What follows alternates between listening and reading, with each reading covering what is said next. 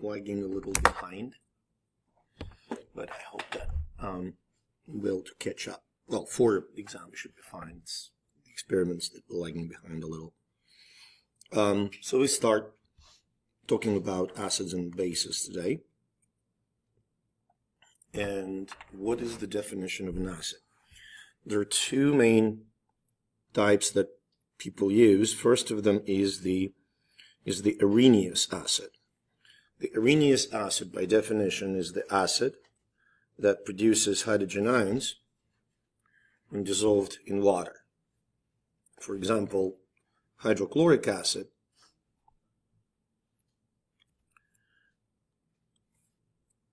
hydrogen chloride, the gas, when it is dissolved in water, it dissociates, producing hydrogen ion, which makes it an acid by Arrhenius rules. Acids that do that are also electrolytes because they deliver positively charged cations and negatively charged anions in the solution. They have a sour taste. It's a person who accidentally tried hydrochloric acid once. I can attest to that. It is sour. The litmus indicator, the blue litmus indicator, is turned red by acids, and they can cause corrosion of certain metals. So the naming of the acids that are formed by a hydrogen ion and a nonmetal, or the ion called cyanide,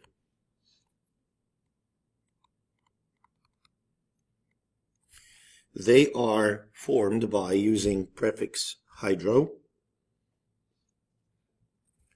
the first syllable of the element, and the ending IC. So hydrofluoric acid, hydrochloric acid, hydrobromic acid, hydroiodic acid, hydrosulfuric acid, and so on. Okay?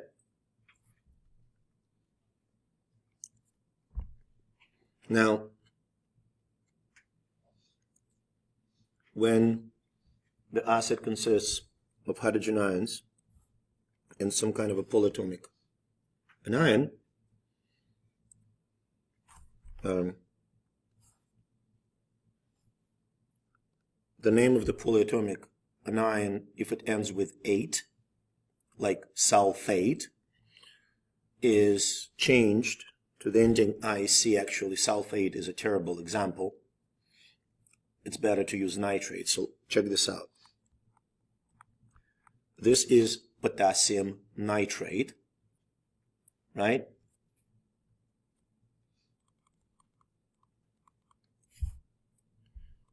This, take first syllable, nitric acid. Okay? If the name of the polyatomic anion ends with ITE, for instance, they use chloride, but I'm going to use the same. So this is nitrite, which means HNO2 is nitrous acid. Now this table summarizes the names of the common acids. I will provide you with the handout that contains the names of polyatomic anions, okay? So as long as you know the rules, that if it is 8, it is IC ending. If it is ite, it is OUS ending, you're going to be fine. Okay?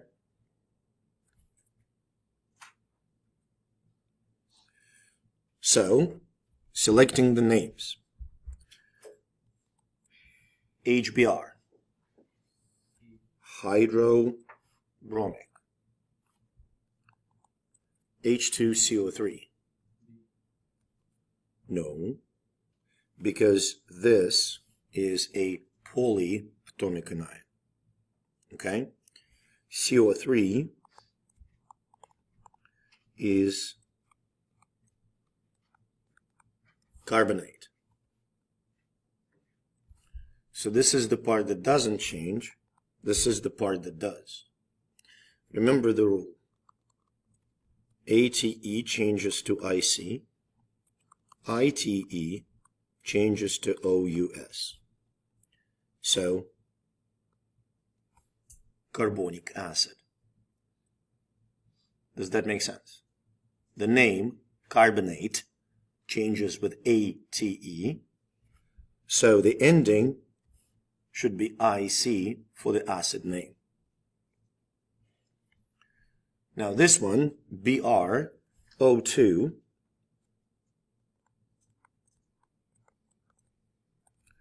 is bromite. Okay? If you look at the rules, ITE changes to OUS, bromose acid. Okay? Questions about acids and the naming? No? Where did Good. the hydrogen go? What do you mean? Hydrogen. Not quite sure what you're asking. I'm not. In second and third. We don't use it. The hydro is only used for monoatomic anions. Does that make sense? If the anion part contains, such as carbonate, if it contains more than two different types, or two or more types of elements, it's polyatomic anion, right? And the name does not include hydro. Did I answer your question? Okay. Bases. Arrhenius bases produce hydroxide anions when are dissolved in water. That I cannot attest to, whether they taste bitter or they taste chalky. I highly do not recommend to expose yourself to bases. I can explain why. It's not a joke. If I would face a choice whether I want to get splashed in eyes with the acid or the base, base is worse. For human tissues, strong base of the same concentration is worse. They are electrolytes because they produce ions in the aqueous solution. That is true. They do feel soapy and slippery. And red litmus paper becomes blue, and phenolphthalein indicator becomes pink in the presence of bases. Naming is taking candy from a baby. Okay? You take the name of the metal and add hydroxide. That is it. Okay? So, sodium hydroxide, potassium hydroxide, barium hydroxide, or aluminum hydroxide.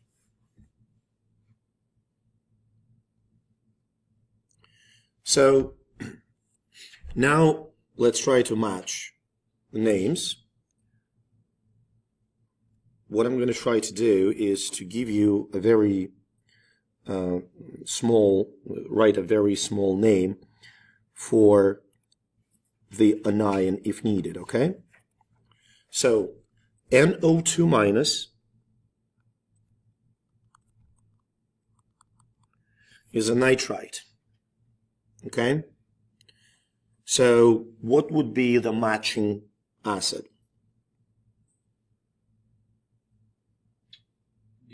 D. What is the name for the second compound? E. Calcium hydroxide. B. Sulfate, B, yes. A. And this one, that's C. Okay? Good? Questions? Taylor? Question? Oh, okay. This is the summary of characteristics of acids and bases, Arrhenius acids and bases, shall I say.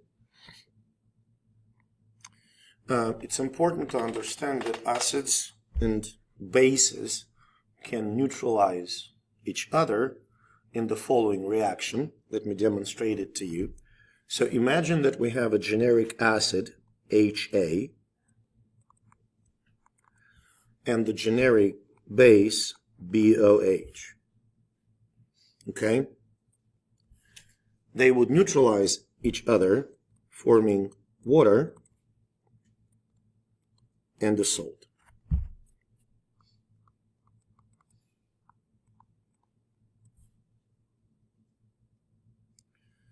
So, let's talk about characteristics of acids and bases. Sour taste, A or B?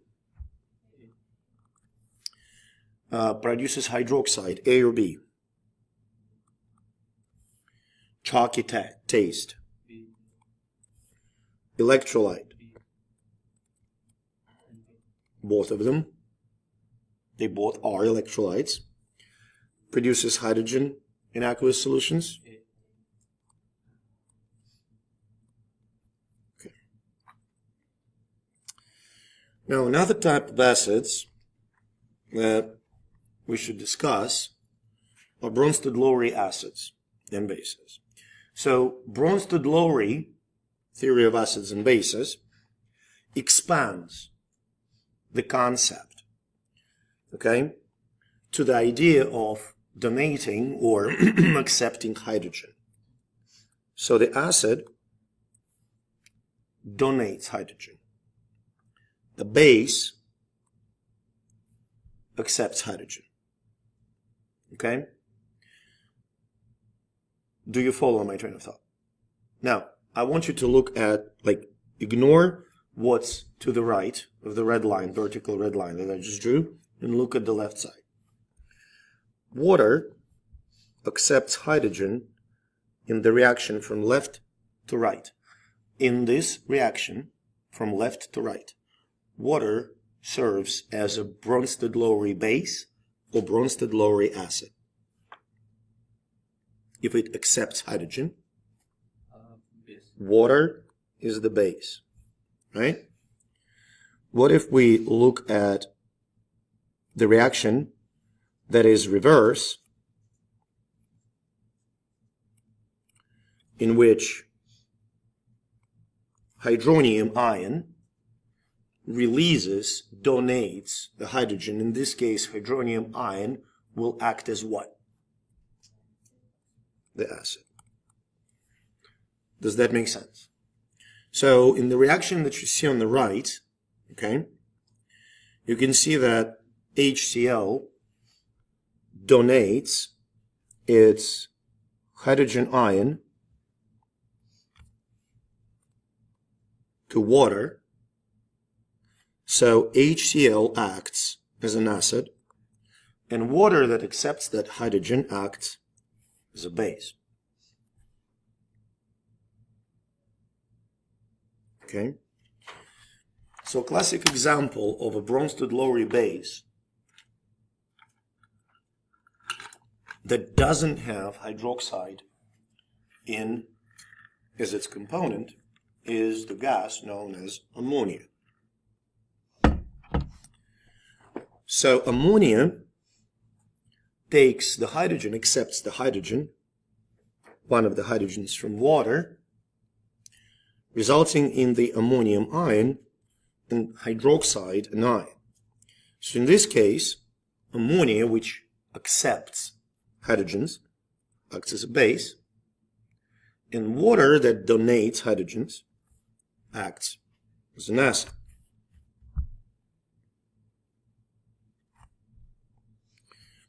So in this situation, let's think about it. So you have this compound in water. What happens to water? Does it accept or donate hydrogen? This is the final product. Hydronium ion. Accepts, yes. So when it accepts, it is what? A base or an acid? Acceptor is the base, and the donor is the acid.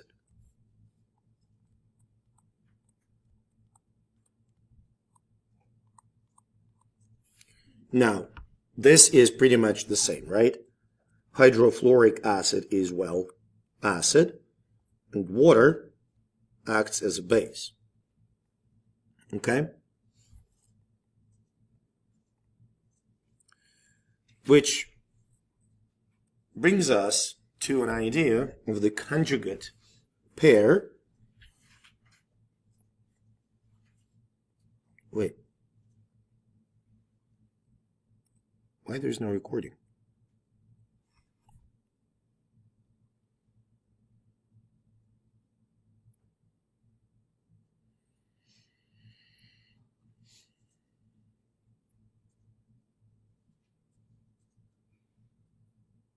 Oh, okay. It's recording. Yeah.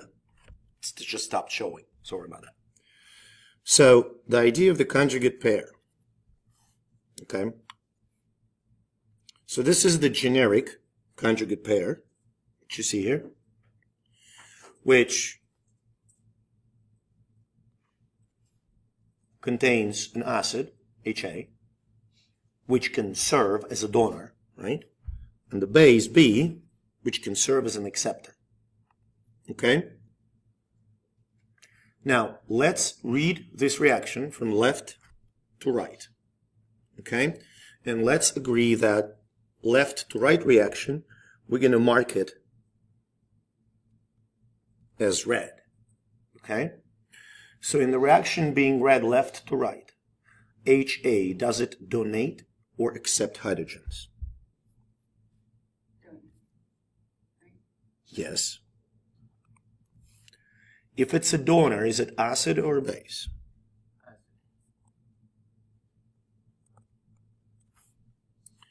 B, when we read from left to right,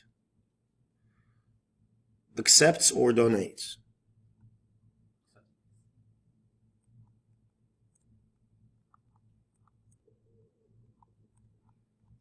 Okay, acceptor and base.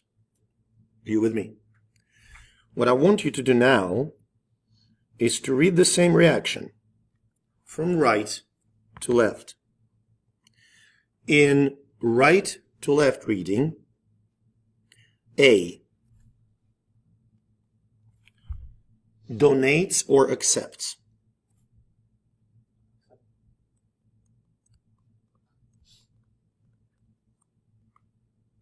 Right? And in the right to left reading, BH plus, donor. Okay? So you can see that HA and A minus form what's called a conjugate pair. And B and BH plus form a conjugate pair as well. Okay? Does it make sense? So here's an example of the acid-base reaction between, I'm going to use slightly different approach to the colors here. Okay, so you can see the reaction between hydrofluoric acid and water. By the way, take a look at periodic table for a second. Do you see fluorine, group 17? Yeah? And HCl and HBr and HI under it, like, you know, all those acids that fluorine and chlorine and bromine and iodine can form, right? What's interesting is hydrochloric, hydrobromic, and hydroiodic acids are strong. Hydrofluoric is not. It's a pretty weak acid. Hydrofluoric acid has one unique property. It is the only acid that can dissolve glass. You cannot store hydrofluoric acid in the glass container. It will dissolve it. Okay? So let's take a look at these schematics and let's identify the first conjugate pair. So hydrofluoric acid, read it from left to right. From left to right, HF, hydrofluoric acid. Does it donate or accept hydrogens?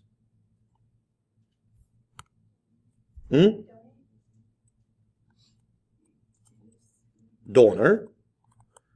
Now read the same reaction right to left and tell me the fluoride ion, if you read it right to left, donates or accepts?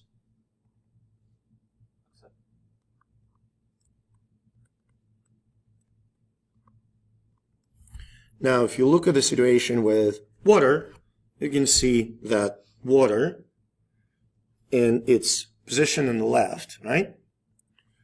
It serves as the acceptor,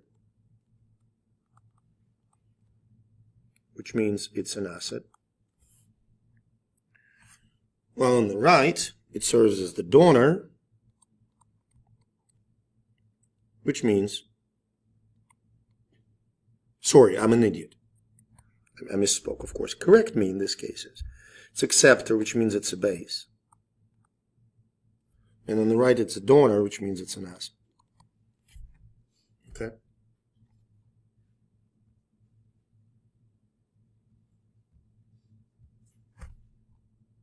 Good?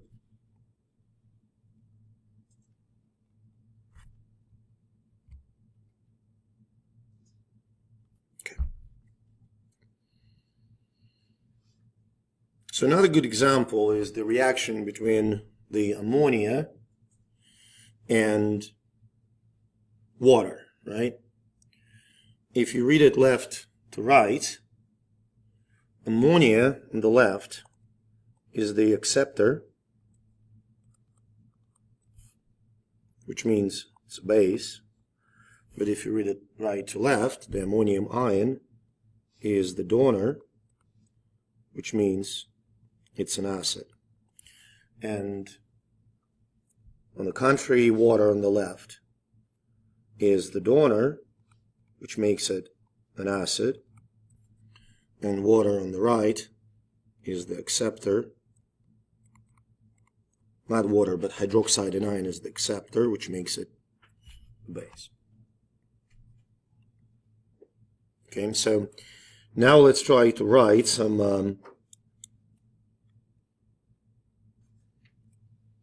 conjugate bases for these acids. If the acid is HBr, hydrobromic acid, what will be the conjugate base?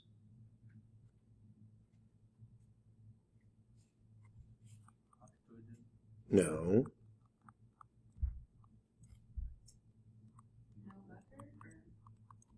Say again?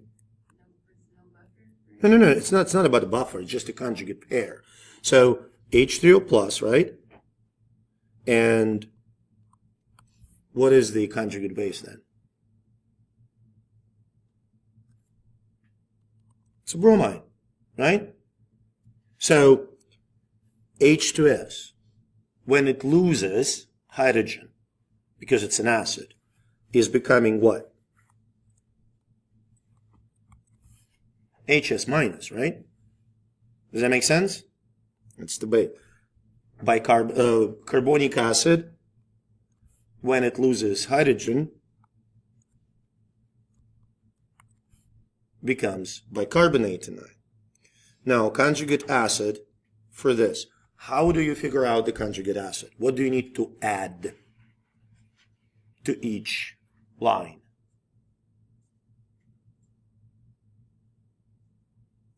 So, okay, folks, these are three bases.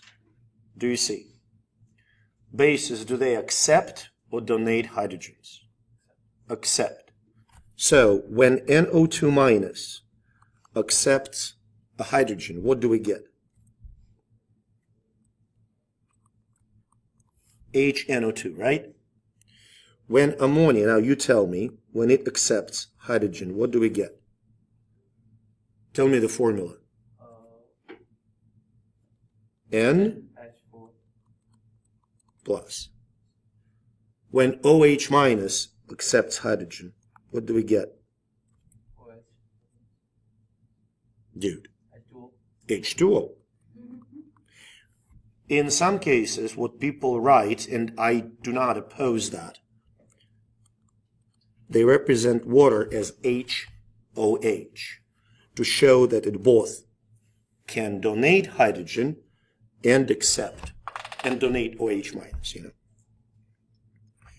So, proper pairs. The first set, is that a proper pair of conjugate acid and base? Yes or no?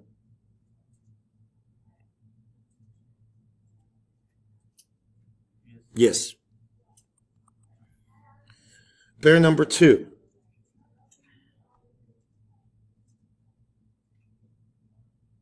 No, because it should be this. Pair number 3.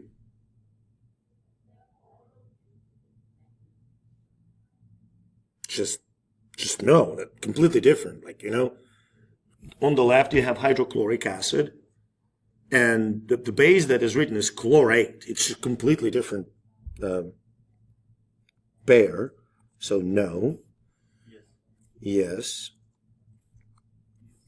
Yes. Okay. So, conjugate acid-base pairs. Let's highlight them in a certain color. So I'm going to highlight HNO3 yellow. Which product should I highlight yellow as well? Yes, NO3 minus. And obviously the rest of it is NH3 and NH4 plus. Now, to make this, I wouldn't say terribly challenging, but just in the yellow pair, HNO3 serves as what? HNO3 is acid or base? Acid.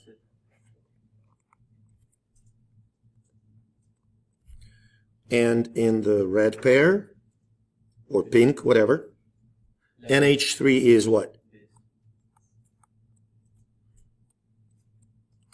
And this is acid. Okay? I think we're going to talk about the strengths and kind of call it a day. So, strengths. Strong and weak. Okay?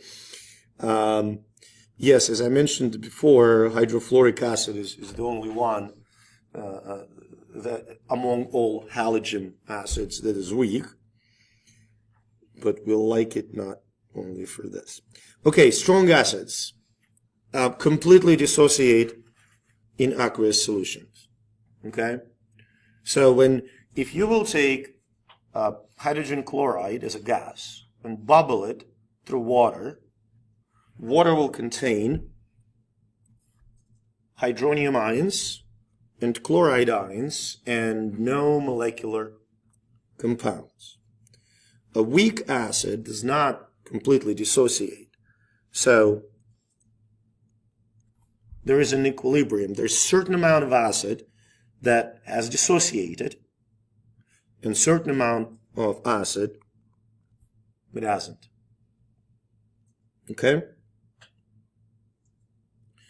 So, this is the illustration of what happens to strong acids in the aqueous solutions. So, for instance, here you can see the hydroiodic acid getting mixed with water. Hydrogen is being accepted by water, forming hydronium cation. You have iodide anion, and you can see that there are no molecular hydrogen iodide in the solution. When we look at the weak acid, not all of it dissociates. As a matter of fact, very few dissociate. So you look at this illustration here, and you can see that the small fraction of hydrogen fluoride is dissociated, but the large fraction didn't. Stayed, the same. That makes sense? So the concentrations of hydronium cations is very small, which explains why this is a weak acid. So most of the weak acids, I should rephrase, most acids are weak. These are the strong acids, and I would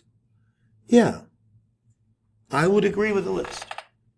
So nitric, sulfuric, perchloric, to be fair. Now, do you see the perchloric acid here, HClO4?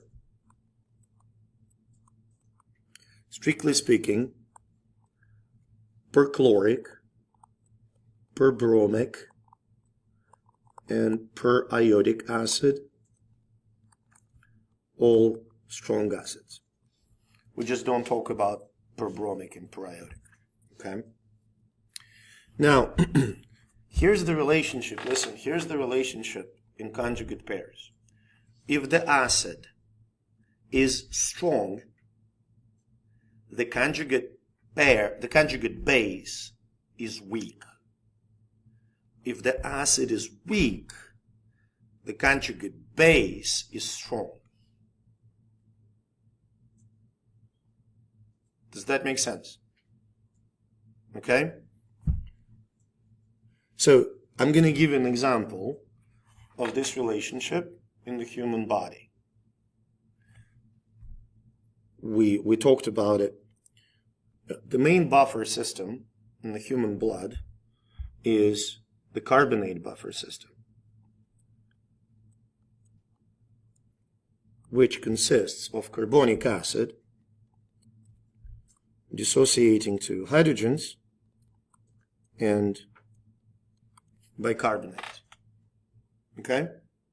Sounds good? So, this is the weak acid. However, bicarbonate is a fairly strong base. Okay? That makes sense, y'all? Okay. Strong bases.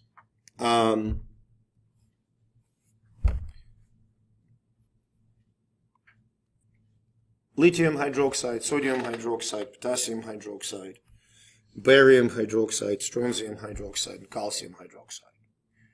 Now, if you look at the periodic table, take a look.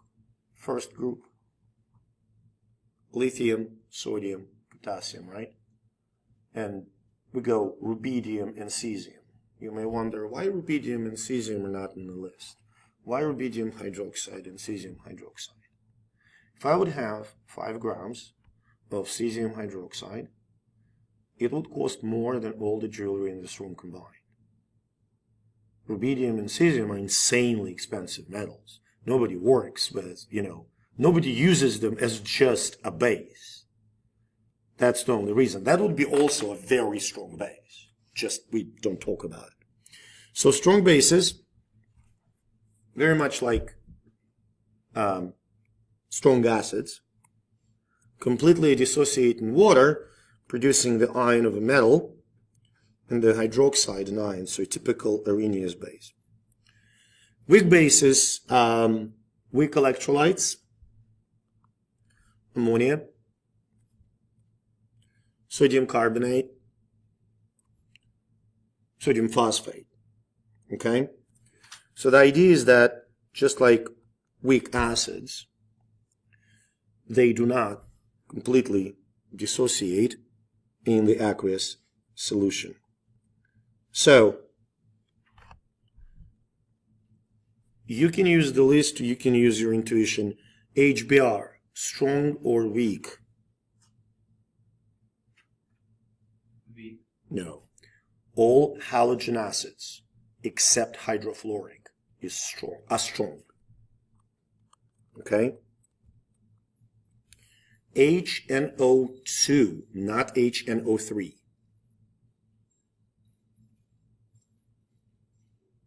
Not nitrous acid.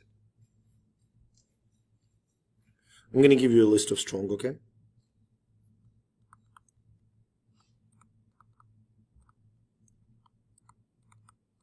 All halogen acids, sulfuric, nitric,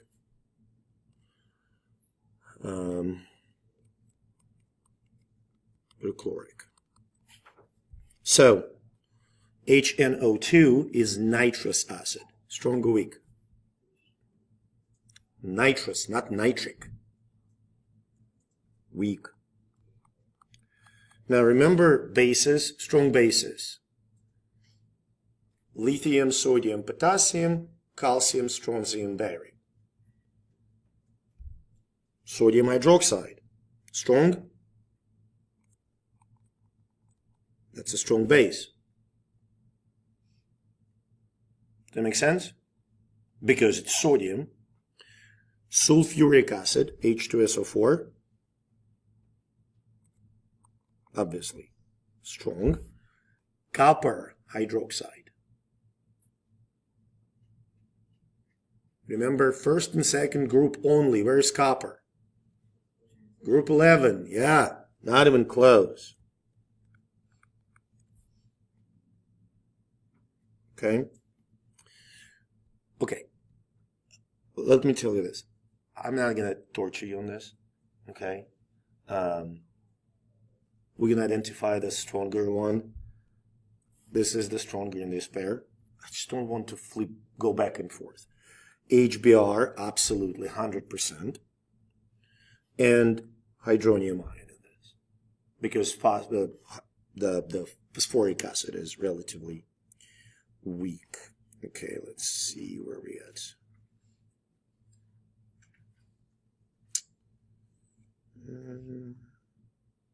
All right. So we're going to try to cover this, and probably we'll call it a day. This is the idea of equilibrium. So equilibrium is critical. Understanding of equilibrium is critical when you want to understand, for instance, the transport of oxygen from the lungs to tissues, and the transport of carbon dioxide from tissues back to the lungs. Okay? So we're going to try to understand first the acid-base equilibrium and then the Le Châtelier principle. So an equilibrium reaction. The forward and the reverse process have the same rate. Okay? It's important that the reactions, that the equilibrium can be achieved only if there are two reactions, the forward and the reverse. Okay? So basically, what you can see here, we read the reaction between hydrofluoric acid and water from left to right, right? We see the dissociation. But when we read it from right to left, we see the reformation of the original reactants. So, what are the criteria for equilibrium? no changes in concentrations. The rates of forward and the reverse reactions are the same. Okay? So if you look at this graph right here, these lines, the red and the blue, represent the concentrations of reactants and products. Now, check this out. As reaction proceeds, the amount of reactants, the concentration of reactants decreases, and the concentration of products increases. But you see that at equilibrium, they're not zero. That's important. The concentrations aren't zero. They just don't change. Am I making sense?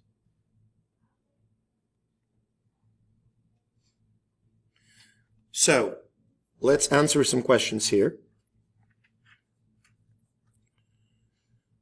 Before equilibrium, the concentrations of the reactants and products change or do not change?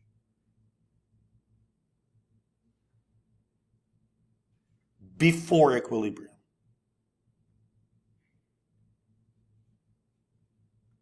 Change or do not change? Change.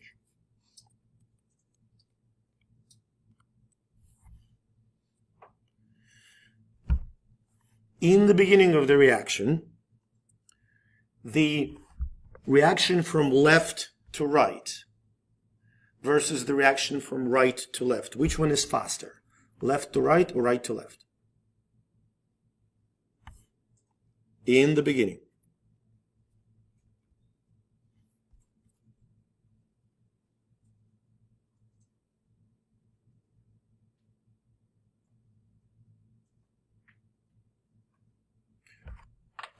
You start, at the beginning you don't have any products, right?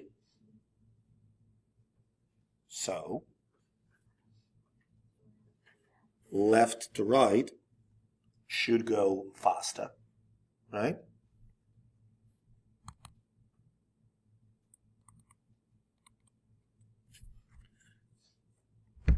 At equilibrium, the rates equal. You can say no change. I wouldn't disagree with that statement. It just doesn't describe the important part of this, okay? And at equilibrium, concentrations of the reactants and products change or don't change?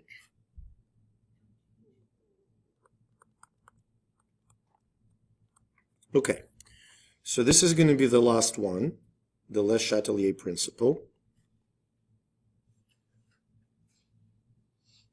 Actually, you know what? We're not going to talk about Le Châtelier. Let's put it on the back burner, okay? So since we already covered the concept of equilibrium, now we're going to talk about one of the foundation principles in thermodynamics and chemistry called the Châtelier principle. So what it states is that when the stress is placed on the equilibrium, the rates of forward and reverse reactions change in a manner that brings equilibrium back, that brings the system back to equilibrium. Okay? So this is a great example. Okay? This system of two tanks is in the equilibrium. If you add water to tank A, the flow of water from tank A to tank B will be greater, you know, right? Until the level of water in both tanks is equal again. Okay? So let's take a look at how it works in the system of reactions. So let's say you have a hydrofluoric acid interacting with water. Okay. So if you increase the concentration of hydrofluoric acid, so the concentration goes above the equilibrium concentration, it changes the stress, and it means that the forward reaction that goes from left to right, its rate goes up. So that concentration of hydrofluoric acid can be dropped. Right? You with me? So when you add more reactant, the direction, the reaction will be shifted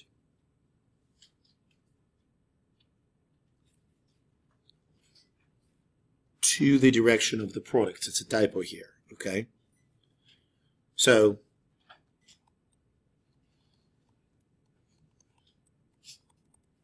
more reactant, shift towards products.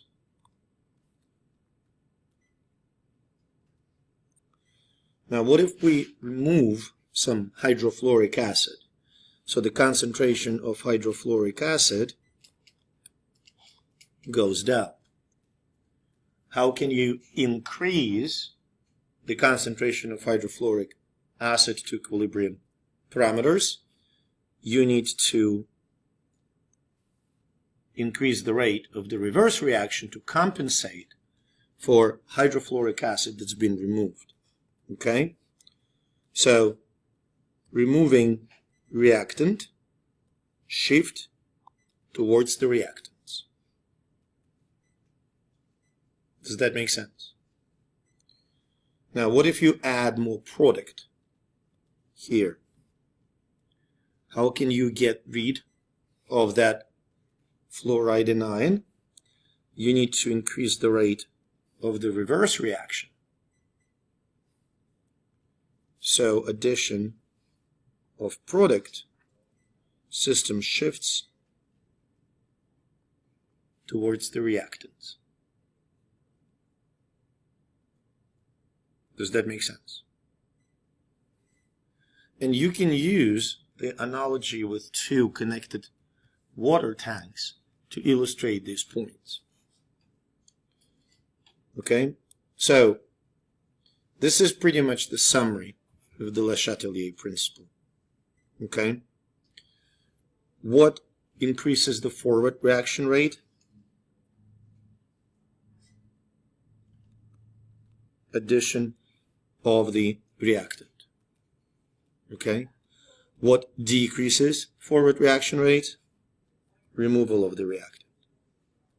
And analogously, addition of the product increases reverse reaction rate, and removal of the product decreases the reverse reaction rate. And this shows you in which direction the equilibrium will be shifted if either of these steps is taken. So I'm not going to spend too much on hypoxia. It's absolutely exciting, but not really a super important moment right now. But it is true, when the oxygen levels are high, the equilibrium is shifted towards the oxygenated form of hemoglobin. Okay?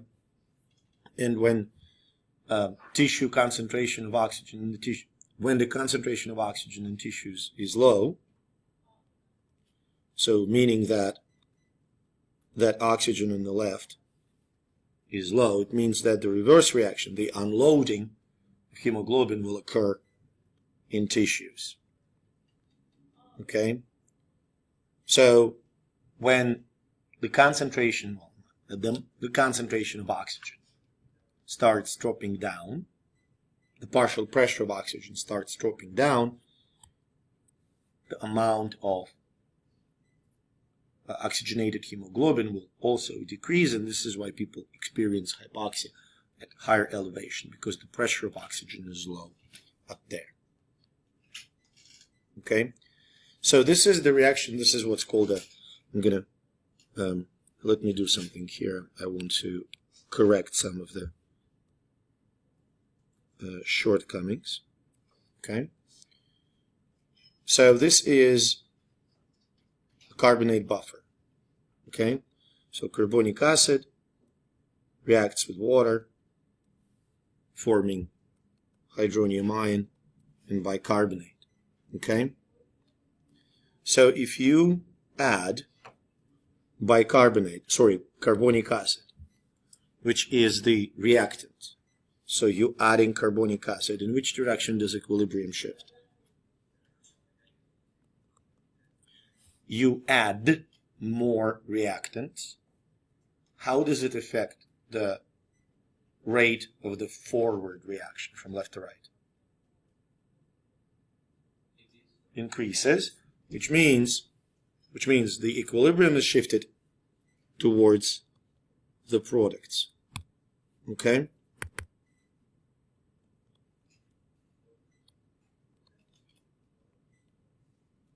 Okay? When you remove bicarbonate, it means that the reverse reaction is slower and forward is faster, also towards products. And if you add some hydronium ion, it means that the reverse reaction becomes faster, which means equilibrium is shifted towards reactants.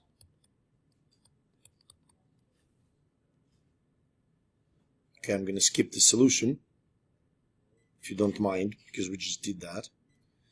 And we're going to get to pH scale. This should be a doozy for you, because we talked about it seriously. Okay? So, pH indicates the acidity. Okay? Neutral is pH 7. Acidic is less than 7. Basic is greater than 7. Am I making sense? Awesome. So, you can measure it using a pH meter. You used pH meter, you used pH papers. I'm not going to spend too much time on this. Okay, this just shows you how we can measure. Yes, we can do this, but this is extremely inconvenient to use indicators. So if we measure in pH of large amount, large volume of the solution, it's going to be pH meter. If it's relatively small volumes, it's going to be pH paper. pH of common substances, you all can read. Okay, just, So now the calculation. We already talked about it, but I just want to remind you folks. So this is the formula for calculating pH. Okay? And the example here, when we calculate the pH of the solution with the concentration of hydronium ion being 10 to the power of -2, when we take a logarithm of that number, we move that -2, right, into the brackets. That's so first we calculate the log, which is -2, and then we add minus in front, which gives us pH 2. Okay? Just like we discussed last week, the difference between pH 2 and pH 3 is tenfold. Okay? pH 3 means that the concentration of hydronium ions is 10 times lower than the concentration of hydronium ions at pH 2. Okay, sounds good? Now this is, I very strongly recommend you not to just memorize this, but to understand this, because a lot of physiological processes change when pH changes. And if the question poses something like, how does the decrease in pH in tissues affects tissue perfusion, you have to fight your first temptation of saying, oh, pH goes down, and it means that the tissue is less acidic. No, it isn't. It is actually more acidic. I see this mistake. I teach a bunch of biology classes. I see this mistake. What else is new, you know? When I ask about decreased pH, people start mixing up whether acidity is greater or smaller. So please make sure that you're familiar with that. Okay, so how do we calculate the pH of the aspirin solution? Okay, like quite honestly, all we need to do is to take a negative logarithm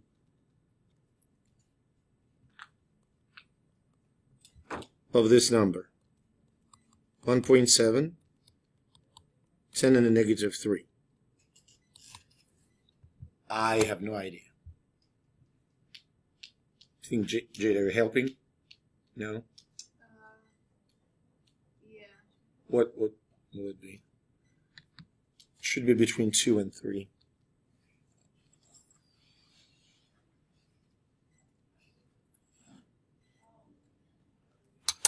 Okay, let me see. 0.17. Oh, okay. It's very weird. Say again? 2.7. That sounds about right. So, minus 2.7 equals 2.7. There you go. Okay? So how do you get away with this? So negative logarithm of 4, 10 to the power of negative 15. I don't even know. Let's see.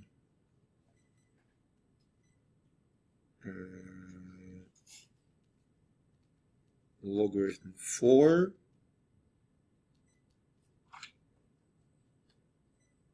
multiplied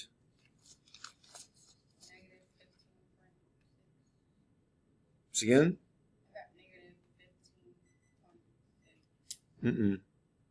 I don't. Shouldn't be. It should be between 15 and 14.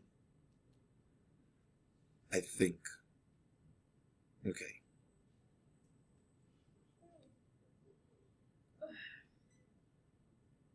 It should be 14.6, give or take. Yeah, I had 14.3, but 14.3 is fine. Okay. So you obviously can do the other procedure. If you need to calculate the concentration of hydronium ions, you need to put 10 in the power of negative pH. That's it. Okay. So let's say if pH equals 3, then the concentration of hydronium ions will be 10 in the power of minus 3. Okay? Whatever it is. And for this example, for the next example, 10 in the power of negative 3.42, which you probably can calculate as well. But I don't know how to use my phone for this, so I'm sorry. Let's see if I can 10 in the power of negative 3.42. 3.8, 10 to the negative 4. 3.8, 10 to the negative 4. Sounds feasible. Okay.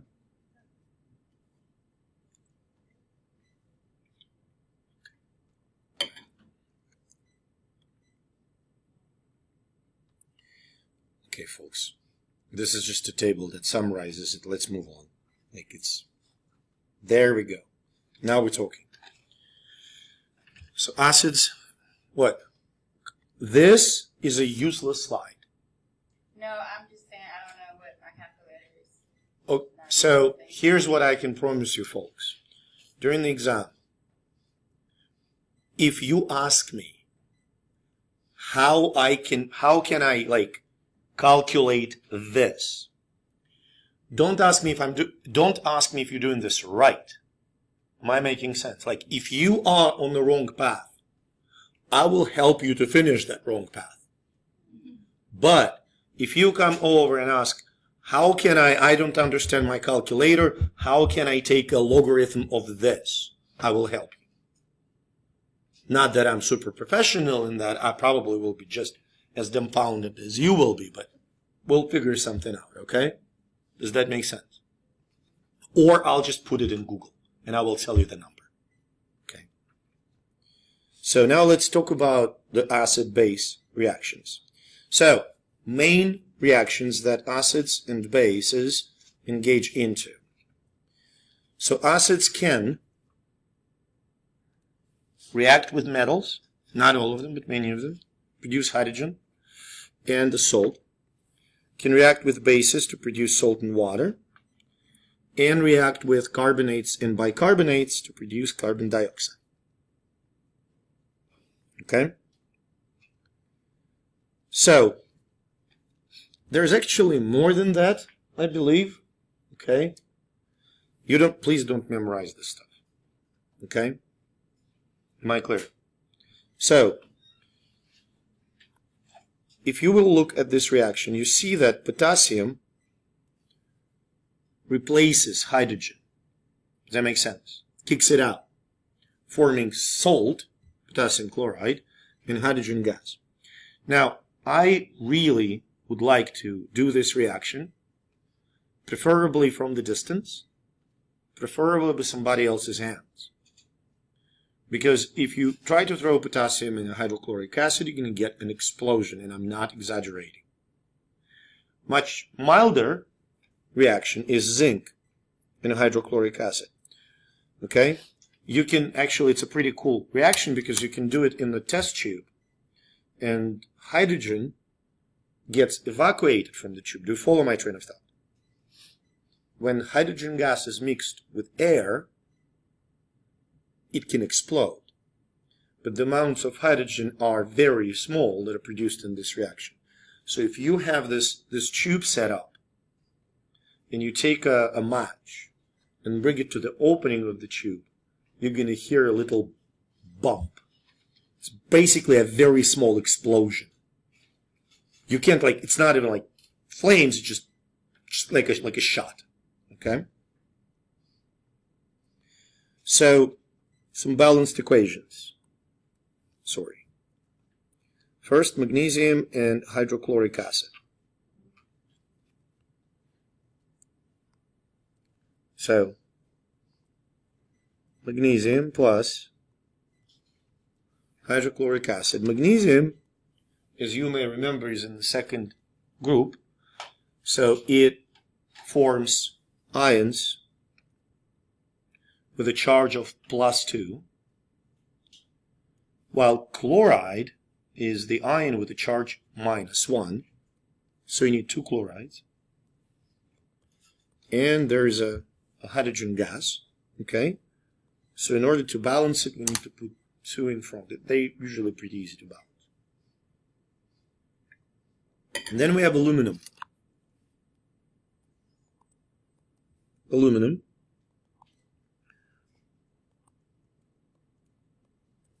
will react with nitric acid, producing aluminum nitrate.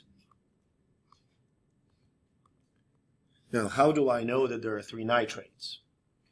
I know this because aluminum is in the 13th group, which means the ion that it forms is charged 3+. And nitrate anion has a charge -1. So I need three negatively charged nitrates to balance out 1 triple positively charged aluminum. And then we have hydrogen. Now, if you will put 3 here, you can't really put 1.5 here, correct? What you can do, you can double everything. So 2 aluminums, 6 nitric acids, 2 aluminum nitrates, and 3 hydrogens. Okay? Carbonates, the classic volcano experiment, right? You can do it at home mixing vinegar and baking soda, huh? Yeah, vinegar and baking soda, right? So this is your baking soda. This is acid. The products, carbon dioxide, water, and salt. Okay, does that make sense? Yeah? And same story, use calcium carbonate, which is chalk. Hydrochloric acid, again, CO2, water, calcium chloride. Okay? All good so far? These reactions are all balanced. So this magnesium carbonate plus hydrobromic acid will give you magnesium bromide, water, and CO2. The only thing you need to balance is to put 2 in front of hydrobromic acid. This one, I am absolutely befuddled by this example because it's right here. You literally, we just had it. We just saw it.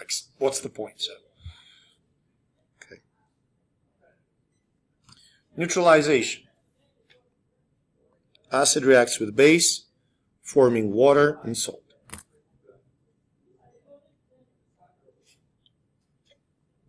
Does that make sense? So if you spill hydrochloric acid on the table, what do you need to do? Add some soda to it, right? Baking soda will neutralize it. Make sense?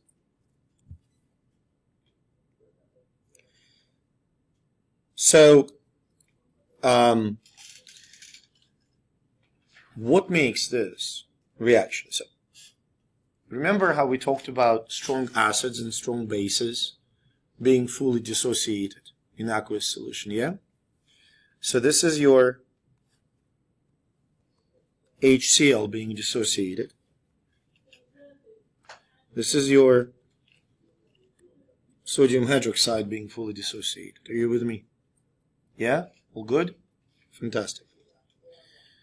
So what you get is water, sodium, and chloride. Now this equation, you can treat it just like math. So if you have sodium on the left and sodium on the right, you can cancel them.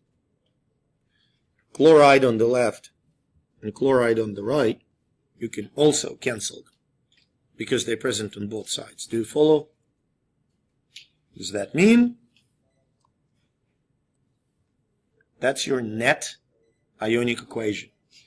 You may be required to write one.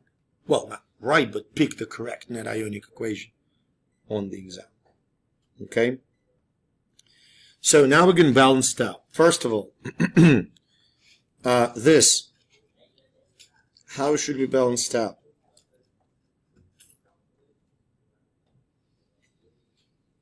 A, B, or C?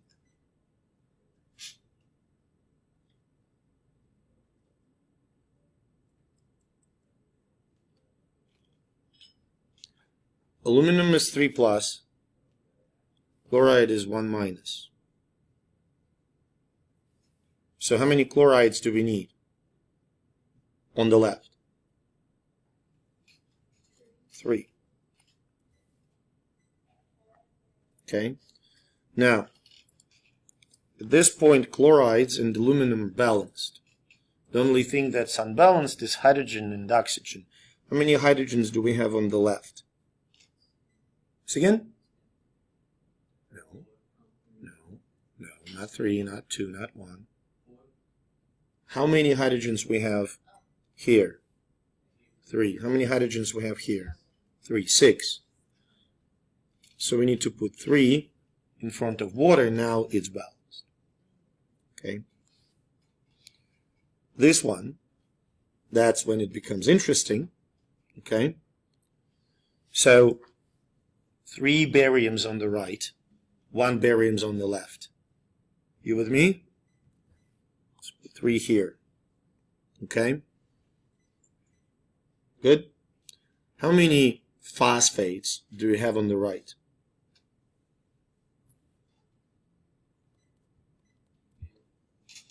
Just 2. You have 1 PO4, and then you have another PO4. Does that make sense? That number 2 that you see right here shows you that you have 2 phosphate anions, which means 2 phosphates on the right, only 1 phosphate on the left. Now we need to balance water, right? So how many hydrogens do we have on the left?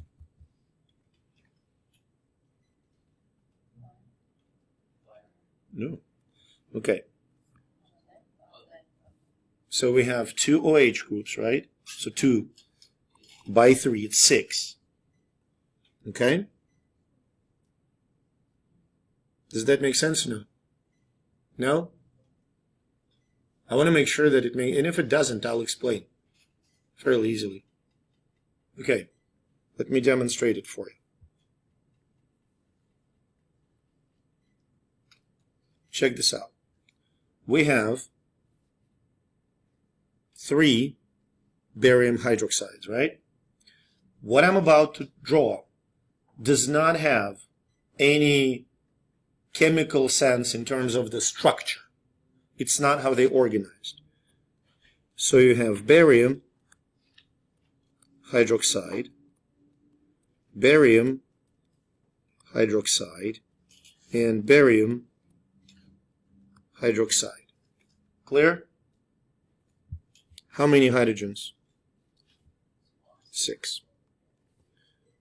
And then you have phosphoric acid, which is PO4 and another phosphoric acid. How many hydrogens? 6. So 12 hydrogens, right? So in order to balance them out, you got to put 6 over here. Okay? Am I making sense? And finally, we're going to chat about buffers. Should be good to finish. You prepared buffers. Okay? So the idea behind buffers is that pH is maintained and it doesn't change when a fair amount of acid or base is added. Does that make sense? What is the pH of Coca-Cola? Does anyone know? 3. So if you drink 2 cans of Coca-Cola, right, what's going to happen to you? Are you going to go into acidosis? You won't, right? Because the buffer in your blood will buffer up all this acid that you're taking with the Coke. This image illustrates it actually, because like you add either acid or base to the buffer and pH remains relatively stable. Okay?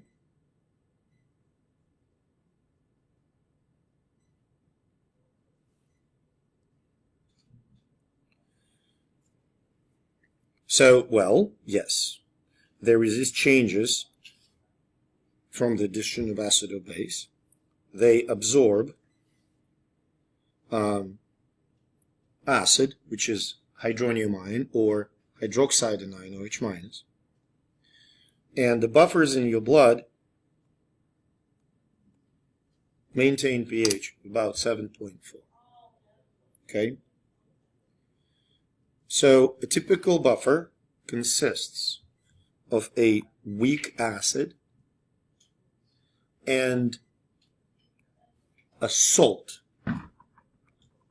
which represents conjugate base. Okay? So again?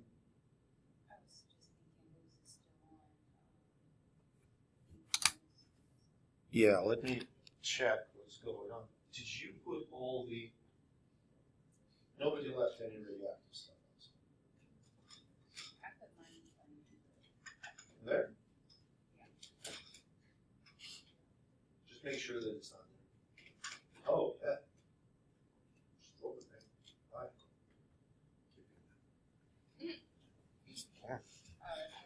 it. Huh? Yeah. So, huh? One of them is not off, but it's going to be much less than that. I'm not concerned about them beeping. I'm more concerned about radioactive samples sitting on the tables in front of you. Okay. Okay, so here's an example of an acetate buffer. So you have weak acid, which is acetic acid, and it's salt, which is sodium acetate. So when sodium acetate is dissolved in water, it generates conjugate base. Okay? And if you would just take a weak acid, it will not generate a lot of the base. But when you mix the salt of this acid and the acid itself, it means that the concentration of the acid and the concentration of its conjugate base are equal. That's going to be your buffer.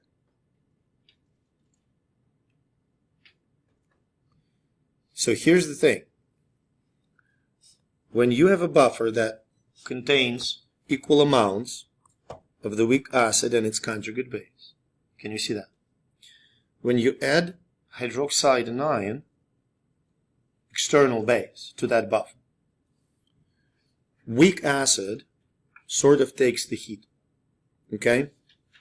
It reacts with hydroxide anion, producing a little bit more acetate at the expense of the weak acid. Okay? Does that make sense? And if you look at this illustration, you will realize quickly that at some point, if you just keep adding that base, you will run out of the acid to buffer. Okay, does that make sense? There's a term, we don't talk about it, but there is a term called buffer capacity. It means how much acid or base can the buffer, withstand before it starts changing pH significantly. Am I making sense? So using humans as an example, for instance, we have pretty good buffer capacity in the blood. So if I drink a few glasses of Diet Coke, I'm not going to go into acidosis. Okay? If I, for some inexplicable reason, decide to drink hydrochloric acid directly into my stomach, okay? Large amounts of it, pretty quickly I will go into acidosis. Does that make sense? Another example is diabetic patients. I'm not going to go into chemistry of why they develop acidosis, but they do. They produce acidic substances. Now, hear me out. Let's say you have a patient, type 1 diabetic. They need insulin. They don't have it. Will they crash immediately? It's going to take time because they're going to be producing those acidic compounds, right? Up to a certain extent, their blood will be able to buffer them up, and then that's it. It can't. Okay? And then when people develop diabetic ketoacidosis. So, same idea is, when you add acid, what happens is that acid reduces the amount of conjugate base and increases the amount of the weak acid. You can see it right here. So you go from this to this, from greater acid concentrations. Again, there is a capacity. Okay? So, in a summary, when you add acid to the buffer, it reacts with a conjugate base, resulting in slightly more weak acid that forms that buffer. When you add base reacts with weak acid, resulting in an increased amount of conjugate base. Okay? So this is probably one of the most important statements. We're talking about small amounts of acid and small amounts of base. Okay? Now remember, we need weak acid in the conjugate base. So HCl, hydrochloric acid, is it weak or strong? So not going to work. Okay? Carbonic acid and bicarbonate. Carbonic acid, weak or strong? I'm not going to torture you. Weak. So weak acid. This is the corresponding salt. So yes. Answer B is correct. Right? In case of phosphoric acid and sodium chloride, the conjugate base does not match. So it's not going to work. Now here, you have acetic acid. Weak or strong? Weak. Acetic is weak. Vinegar. Okay? And it's potassium salt, which serves as the conjugate base. So only answers B and D going to work here. Does that make sense, you? Okay.